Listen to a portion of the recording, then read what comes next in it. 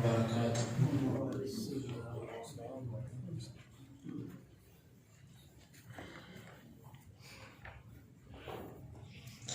سورہ یوسف آیت نمبر 50. اعوذ باللہ السمیع العلیم من الشیطان الرجیم من حمزه ونفخه ونفثه. وقال اور کہا الملک بادشاہ نے ائتونی بہ تم لاؤ میرے پاس اس کو. فلما پس جب جاءہ آئے اس یوسف کے پاس آیا اس یوسف کے پاس الرسول قاصد. قال اس نے کہا ارجع تو لوٹ جا الی ربک اپنے مالک کی طرف. فاسألہ پس اسے سوال کر تم ما بالو کیا حالت تھی النسوتی ان عورتوں کی اللاتی جنہوں نے قطعنا کاٹ دیا تھا ایدیہن اپنے ہاتھوں کو. ان بے شک ربی میرا رب بکیدہن ان کی تدبیر کو علیم خوب جاننے والا ہے.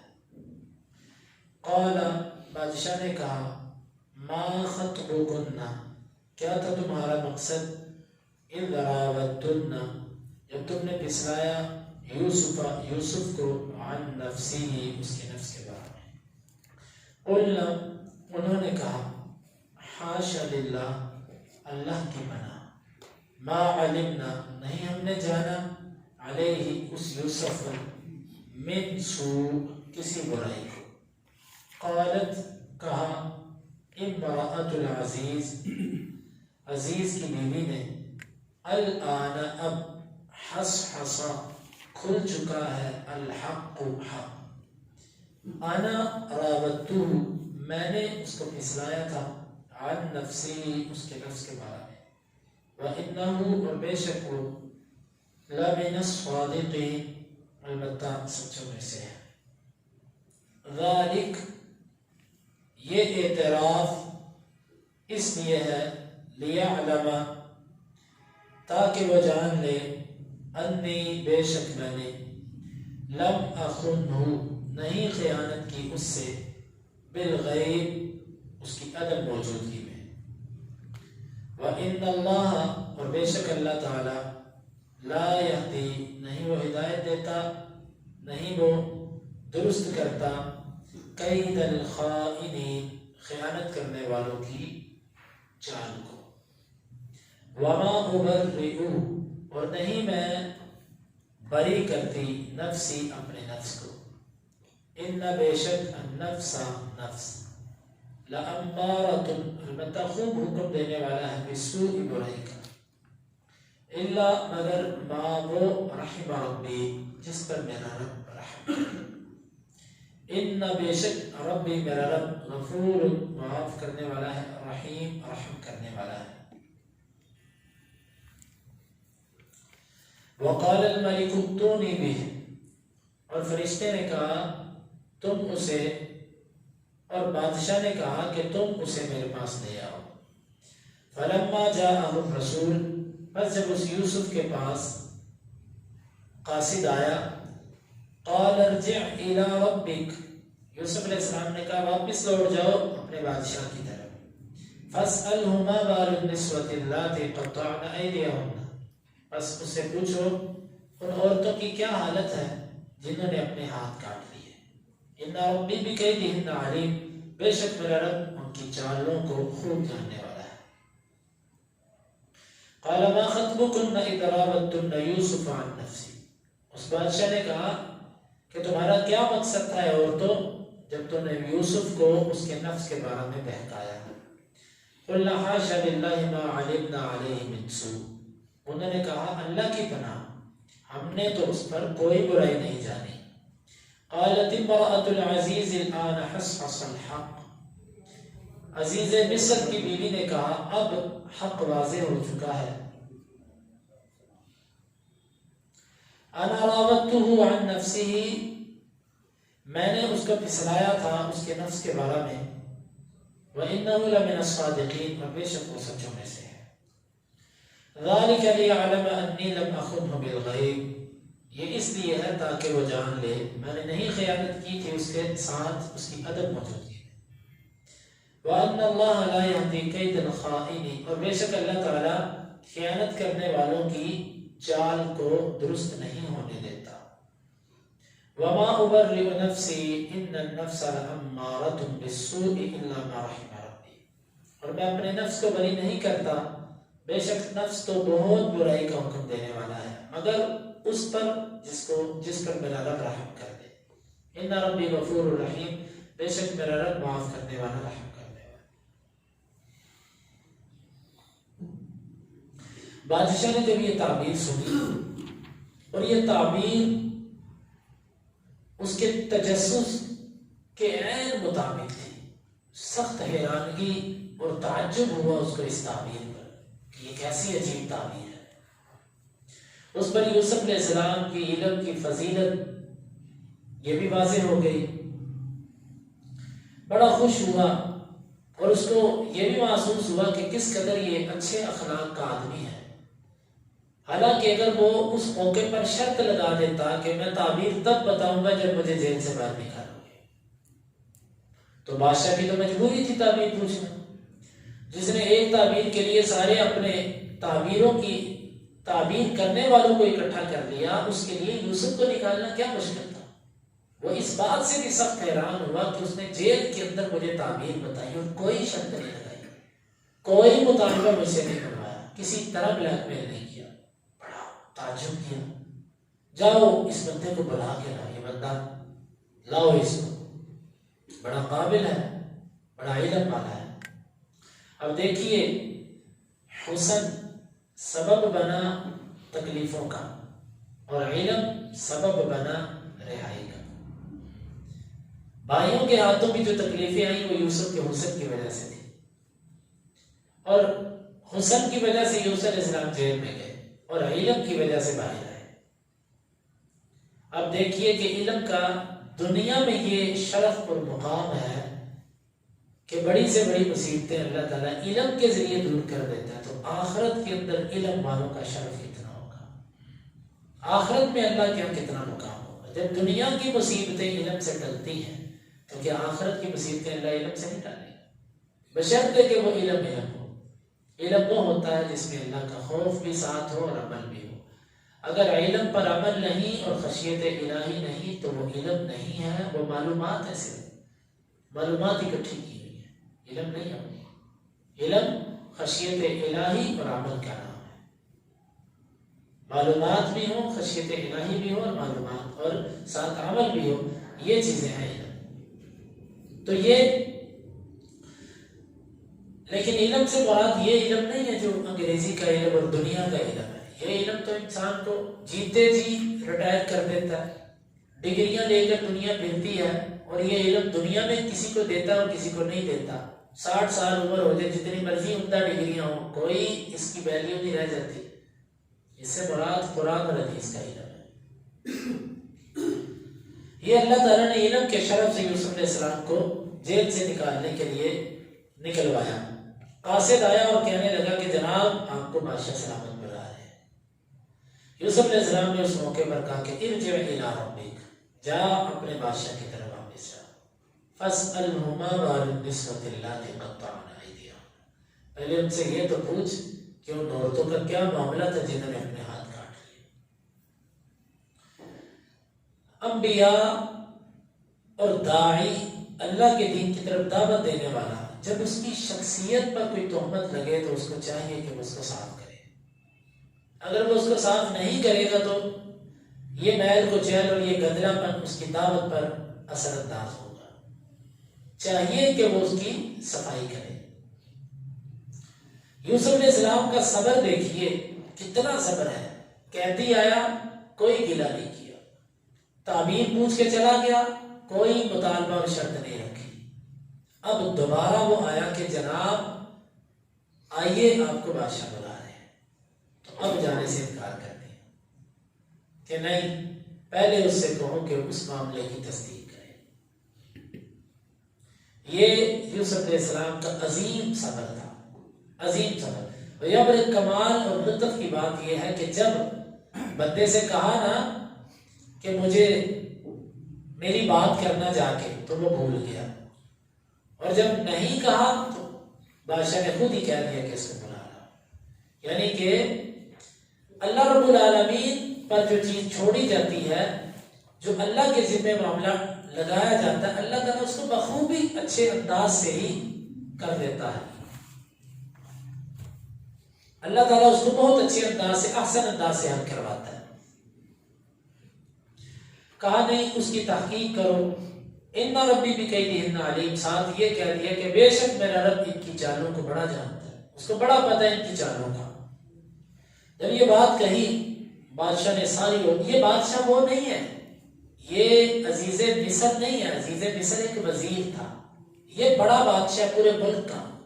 پتہ نہیں اس کو حقیقت کا پتہ بھی تھا کہ نہیں تھا، اور اگر پتہ تھا یوسف کا، بعض دفعہ ایسے ہوتا ہے کہ بادشاہ کو پتہ بھی نہیں ہوتا، نیچے وزیر ہی خود کارروائی کر دیتے ہیں۔ ممکن ہے یوسف علیہ السلام کو جیلوں میں بھیجنے والے یہ وزیر اور بادشاہ کو پتہ تک نہیں ہو، یا اگر بادشاہ کو بتایا بھی گیا تو یہ بتایا گیا غلط طریقے سے بتایا گیا، ممکن ہے۔ بادشاہ نے ساری عورتوں کو اکٹھا کیا، ان سے کہا کہ ما خطبکن اذ راوتن یوسف، کیا معاملہ تھا تمہارا جب تم نے یوسف کو بہکایا تھا، جب تم ساری اکٹھی ہو گئی، تم سب نے ہاتھ کاٹ لیا اپنے، کیا معاملہ تھا تمہارا، کیا خرابی ہوئی تھی اس وقت؟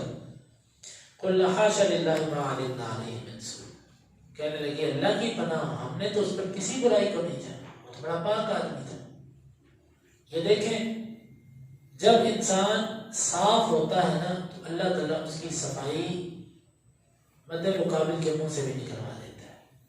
الفضل ما شہدت به الاعداء، کبھی بھی انسان اگر پاک اور سچا ہے نا تو اس کو اس بات سے گھبرانا نہیں چاہیے، اس کے باوجود اگر اس پر وقتی طور پہ مصیبتیں مشکلات ہیں تو یہ اس کی رفعت درجات، درجوں کی بلندی کے لیے ہے۔ یہاں پر یوسف علیہ السلام نے کس طرح انہوں نے کہا اللہ کی پناہ، وہ تو بڑا پاک ہے، ہمیں تو اس کی کسی برائی کا نہیں ہے۔ جب ان ساری عورتوں نے یہ بات کہی نا تو وہاں پر عزیز مصر کی بیوی بھی تھی۔ قالت امرأة العزیز الآن حصحص الحق، عزیز مصر کی بیوی کہنے لگی بات تو ساری کھل نہیں چکی ہے، چھپا تو کچھ بھی نہیں رہا۔ انا راودتہ عن نفسہ، میں نے اس کو پھسلایا تھا اس کے نفس کے بارے میں، یعنی کہ یہ کام میں نے کیا تھا، باقی عورتوں نے نہیں کیا تھا، ہم نے کیا تھا۔ وَإِنَّهُ لَمِنَ الصَّادِقِينَ، اور یوسف سچوں میں سے ہے، یوسف سچ۔ دیکھو ظالم جو ہوتا ہے نا اس کے دل کو کبھی بھی سکون نہیں ملتا، آخر اس کے منہ سے بات سچی نکلتی ہے، اس کی وجہ سے یوسف علیہ السلام جیل میں گئے، آخر یوسف علیہ السلام کے بارے میں اس کی زبان پر لفظ وہی ہے کہ ہے وہ سچا۔ وَإِنَّهُ لَمِنَ الصَّادِقِينَ، اور بے شک وہ یوسف سچوں میں سے ہے۔ اب آگے والی جو عبارت ہے نا ذَلِكَ لِيَعْلَمَ أَنِّي لَمْ أَخُنْهُ بِالْغَيْبِ، اس کی دو طرح سے تفاسیر مفسرین نے کی ہے۔ ایک وہ تفسیر ہے جو شیخ الاسلام ابن تیمیہ رحمہ اللہ، امام ابن کثیر رحمہ اللہ اور دیگر مفسرین نے اس کو راجح قرار دیا، بلکہ شیخ الاسلام ابن تیمیہ رحمہ اللہ نے اس پر ایک مستقل کتاب لکھی ہے کہ اس سے مراد کیا ہے، اس آیت سے۔ شیخ الاسلام کو اللہ نے بہت علم سے نوازا تھا، علم کا بے کنار سمندر نظر آتا ہے مخلوق کے اندر، امت کے اندر بہت بڑا علم کے سمندر تھے ابن تیمیہ رحمہ اللہ۔ وہ کہتے ہیں ذَلِكَ لِيَعْلَمَ أَنِّي لَمْ أَخُنْهُ بِالْغَيْبِ، یہ بات جو ہے یہ عزیز مصر کی بیوی کی ہی ہے۔ پھر معنی یوں بنتا ہے ذالک، یہ عورت کہہ رہی ہے یہ اعتراف آج سب کے سامنے میں نے اس لیے کیا ہے لِيَعْلَمَ أَنِّي لَمْ أَخُنْهُ بِالْغَيْبِ، کہ میرے خامد کو پتہ چل جائے میں نے اس کے ساتھ کوئی خیانت نہیں کی۔ ہاں میں نے ارادہ ضرور کیا تھا خیانت کا، یوسف کو بہکانا چاہا لیکن میں خیانت کوئی نہیں کی میں نے۔ شیخ الاسلام کہتے ہیں یہ معنی کہ یہ عزیز مصر کی بیوی کا کلام ہے، میں نے کوئی خیانت نہیں کی اپنے خامد کے ساتھ، کہ میرے خامد کو پتہ چل جائے کہ میں نے کوئی خیانت نہیں وَأَنَّ اللَّهَ لَا يَهْدِي كَيْدَ الْخَائِنِينَ، اور بے شک اللہ خیانت کرنے والوں کی چالوں کو کامیاب بھی نہیں ہونے دیتا۔ وَمَا أُبَرِّئُ نَفْسِي، یہ بات بھی عزیز مصر کی بیوی کی بنتی ہے شیخ الاسلام کے نزدیک، اور میں اپنے نفس کو اتنا پاک بھی نہیں کرتی۔ کیوں؟ نفس امارہ جو ہے نا، نفس جو ہے یہ تو بہت برائیوں کا حکم دیتا ہے۔ ہاں جس پر میرا رب رحم کر دے وہ اس سے بچ سکتا ہے، مگر نہ نفس کے شر سے کون بچ سکتا ہے۔ ان ربی غفور الرحیم، بے شک میرا رب معاف کرنے والا رحم کرنے والا۔ وہ کہتے ہیں کہ عزیز مصر کی بیوی کی کلام ہے ساری، اس پر اور بھی انہوں نے دلائل پیش کیے ہیں۔ اس پر تعجب یہ ہوتا ہے کہ یہ تو اللہ کو ماننے والی نہیں تھی۔ وہ کہتے ہیں نہیں جی اللہ کو بھی مانتی تھی اور اس کے ساتھ ساتھ اپنے باقی بتوں وغیرہ کو بھی مانتی تھی۔ یہ ایک تفسیر ہے۔ دوسری تفسیر بھی اسی سے ملتی ہے، وہ تفسیر یہ ہے ذالک لیعلم، یہ اعتراف حقیقت میں نے اس لیے کیا ہے لیعلم کہ وہ یوسف جان لے۔ پہلی تفسیر کے مطابق میرا خامد جان لے، دوسری تفسیر کے مطابق یوسف جان لے کہ انی لم اخنہ بالغیب، یوسف اس مجلس میں موجود نہیں ہے لیکن اس کے باوجود میں نے اس کے ساتھ خیانت نہیں کی، اس پر تہمت نہیں لگائی، اس کے بارے میں سچی بات کہی کہ یوسف کو پتہ چل جائے کہ میں نے اس کی عدم موجودگی میں اس پر کوئی الزام نہیں لگایا۔ ہاں جو پہلے میرے سے ہوا سو ہوا، اب میں نے اس پر کوئی الزام نہیں لگایا۔ یہ تفسیر بھی پہلی تفسیر کے ساتھ ملتی ہے ہمارا۔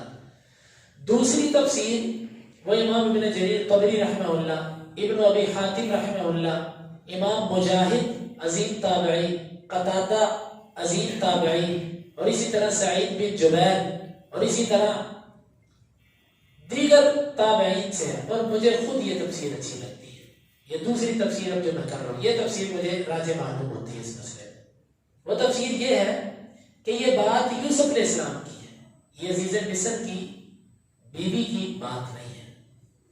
یوسف علیہ السلام کہہ رہے ہیں ذالک لیعلم، یہ جو میں نے جیل سے نکلنے پر انکار کیا ہے نا، میں نے کہا ہے کہ پہلے تصدیق کرو پھر نکلوں گا، یہ سب میں نے اس لیے کیا ہے لیعلم کہ آج عزیز مصر کو بھی پتہ چل جائے، بادشاہ کو بھی پتہ چل جائے انی لم اخنہ بالغیب، جب یہ وہاں پر موجود نہیں تھا تو میں نے خیانت نہیں تھی کی۔ یہ کہتی تو تھی نا کہ اس نے ارادہ کیا یہ وہ، میں نے کوئی خیانت، آج اس کو پتہ چل جائے میں نے خیانت کوئی نہیں کی۔ وَأَنَّ اللَّهَ لَا يَهْدِي كَيْدَ الْخَائِنِينَ، اور بے شک اللہ خیانت کرنے والوں کی چالوں کو کامیاب نہیں ہونے دیتا۔ وَمَا أُبَرِّئُ نَفْسِي، اور میں اپنے نفس کو اتنا پاک نہیں کرتا، إِنَّ النَّفْسَ لَأَمَّارَةٌ بِالسُّوءِ، یہ یوسف علیہ السلام کہہ رہے ہیں، نفس تو بے شک برائی کا بہت حکم دینے والا، ہاں إِلَّا مَا رَحِمَ رَبِّي، جس پر میرا رب رحم کر دے وہ اس برائی سے بچ سکتا ہے۔ ان ربی غفور الرحیم، بے شک میرا رب جو ہے وہ معاف کرنے والا رحم ہے۔ یہ یوسف علیہ السلام کی کلام کیوں ہے؟ اس لیے کہ اتنی عمدہ بات، اتنی زبردست کلام، اتنی پیاری باتیں یہ ایک وہ عورت نہیں کر سکتی کہ جس کے بارے میں خود یوسف علیہ السلام پیچھے کہہ رہے ہیں انی ترکت ملۃ قوم لا یؤمنون باللہ وهم بالآخرۃ هم کافرون، میں اس قوم کے مذہب پر ایمان نہیں لاتا کیونکہ یہ تو نہ اللہ کو مانتی ہے اور نہ آخرت کو مانتی ہے۔ یوسف علیہ السلام کہہ رہے ہیں کہ یہ میری قوم، جیل کے اندر قیدیوں کو خطاب کرتے ہوئے یہ کہہ رہے ہیں کہ میں آپ کی قوم کے مذہب پر نہیں ہوں۔ کیوں؟ لا یؤمنون باللہ، آپ کی قوم اللہ پر ایمان نہیں رکھتی، وَهُمْ بِالْآخِرَةِ هُمْ كَافِرُونَ، یہ آخرت پر کفر کرتے ہیں، آخرت کا کفر کرتے ہیں۔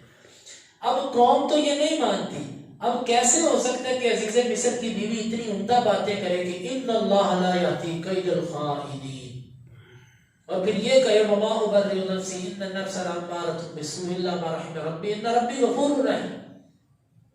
عزیز مصر کی بیوی ایسی کلام کر کیسے سکتی ہے؟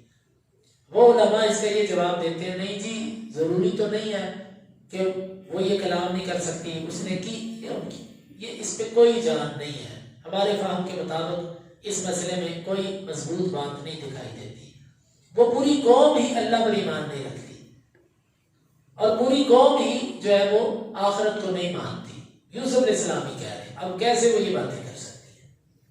تو اس لیے مجھے اس بات میں جو درست معلوم ہوتا ہے واللہ اعلم بالصواب کہ یہ یوسف علیہ السلام کی کلام ہے، باقی دونوں طرف کی بار علماء ہے، ہم چھوٹے ہیں ان کے مقابلے میں، ان کا علم بڑا ہے، وہ بڑے لوگ ہیں، کسی کی بھی توہین یا حد تک نہیں ہے، بس ممکن ہے اللہ تعالیٰ نے جو ان کی شرح صدر کی ہے وہ ہمارا سینہ نہ کھولتا ہو، ہمیں ابھی وہ بات نہیں سمجھ آ رہی، ممکن ہے کل تک ہمیں وہ بات سمجھ آ رہی، لیکن آج تک ہمیں امام ابن جریر طبری اور کبار تابعین اور تبع تابعین کا جو موقف ہے مجھے وہی درست معلوم ہوتا ہے، اس طریقے سے جو تفسیر، اور امام ابن جریر طبری نے صرف یہی تفسیر تک کرتی ہے کہ یہ یوسف کا قول ہے، انہوں نے عزیز مصر والا قول ذکر ہی نہیں کیا، یہ قول جو ہے امام ابن کثیر نے ذکر کیا عزیز مصر والا، اور امام ابن کثیر نے اس کو رد قرار دیا، لیکن یوسف علیہ السلام کی کلام معلوم ہوتی ہے۔